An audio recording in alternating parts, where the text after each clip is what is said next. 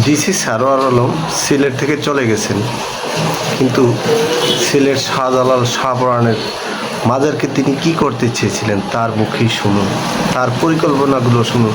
তার পরিকল্পনাগুলো যদি বাস্তবায়ন হতো, এই মাজারের যে পরিবেশ কত সুন্দর হতো। এখানে অসংখ্য মানুষ আসতো, যারা আসতেছে আরও বেশি আসতো, দেশ বিদেশের সবাই এখানে আসতো। আপনারা তার মুখেই শুনুন তার পরিকল্পনাগুলো। এগুলো কি এখন আর বাস্তবায়ন হবে?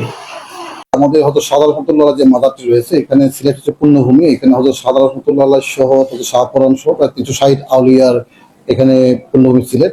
তো এর মধ্যে সিলেটের হয়তো সাদা রহমতুল্লাহ যে মাজারটি রয়েছে, এটা আমাদের কাছে অত্যন্ত গর্বের আত্মপরিচয়।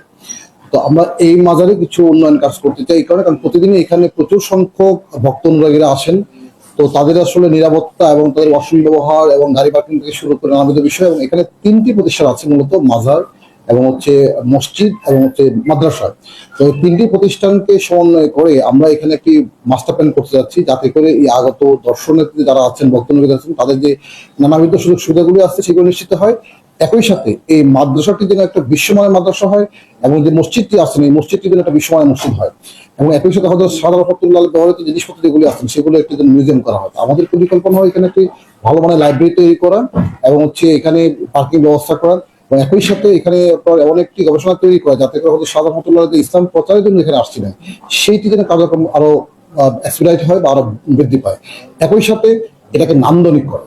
তো এইটাকে এই জন্যই আমরা মূলত একটা মেগা প্ল্যান বা একটা মাস্টার প্ল্যান করার উদ্যোগ নিয়েছি। আমরা আশা করছি যে এটা নিতে পারলে ভবিষ্যতে এটা খুব সুন্দর একটা স্থাপনা পরিণত হবে। এবং একই সাথে যেহেতু হযরত শাহ রহমতুল্লাহ আলার মাজার এখানে আসলে একটা আমাদের আবেগের জায়গা, আমি মনে করি সেই আবেগটাকে আমরা মূল্য দিতে পারবো। আর আরেকটা বিষয় হচ্ছে, এখানে মাজারে আসলে দীর্ঘদিন মাজারে যে আয় হয় ব্যয় হয় এইটা অনেক হিসাবটা রাখা হয়নি বা এটা রাখা হতো না। তো আমরা এখন উদ্যোগ নিয়েছি যে এটা অবশ্যই হিসাব রাখতে হবে, কারণ হচ্ছে যেহেতু এটা আসলে পাবলিকের দান বা নজরানা, এটা অবশ্যই হিসাব রাখতে হবে কত টাকা আয় হলো, কত টাকা ব্যয় হলো। এই উদ্যোগটা আমরা নিয়েছি যাতে এটা নিরাপত্তা বিধানের পাশাপাশি, এখানে ফ্যাসিলিটিগুলো এনশিওর করার পাশাপাশি, ডেভেলপমেন্টের পাশাপাশি অবশ্যই আয় এবং ব্যয় হিসাব থাকতে হবে। আমরা এটা নিয়ে ইতিমধ্যে মিটিং করেছি। আমরা আশা করছি এটা সবাই মিলে এই কাজটা আমরা করতে পারবো, এবং এই কাজটি করতে পারলে মনে করলে এটাকে উল্লেখযোগ্য কাজ হবে। আমাদের সরকারের কাছে প্রজেক্ট উপস্থাপন করলে অবশ্যই সেটা বাস্তবায়িত হবে। ইতিমধ্যে সরকার এখানে দুটি প্রকল্প চলছে, সেটি কোনো সময় বাস্তবায়ন হচ্ছে। আমরা আশা করছি ভবিষ্যতে উন্নয়ন প্রকল্প, ইতিমধ্যে আমাদের সিলেট ডেভেলপমেন্ট অথরিটির চেয়ারম্যান নিয়োগ দেওয়া হয়েছে। আমরা আশা করছি সবাই মিলে এই কাজটা করলে ইনশাল্লাহ এই মাজার একটা নান্দনিক কমপ্লেক্স পরিণত হবে, এবং আগত দর্শনার্থীদের নানা সুযোগ সুবিধাও নিশ্চিত হবে।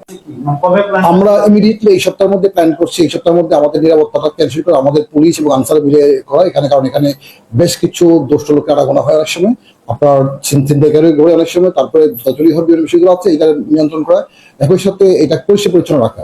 আমরা আশা করছি এই সপ্তাহে কাজগুলি করতে পারবো। আর একটা হচ্ছে এটার মাজারের কোনো জায়গায় যাতে ব্যাহত না, কেউ যাতে ব্যাহত না হয়, কেউ দখল করতে না পারে, সেই জন্য আমরা ডিজিটাল সার্ভে করবো এবং দেশ বিদেশের মাজারের জায়গাটার কি অবস্থা হবে।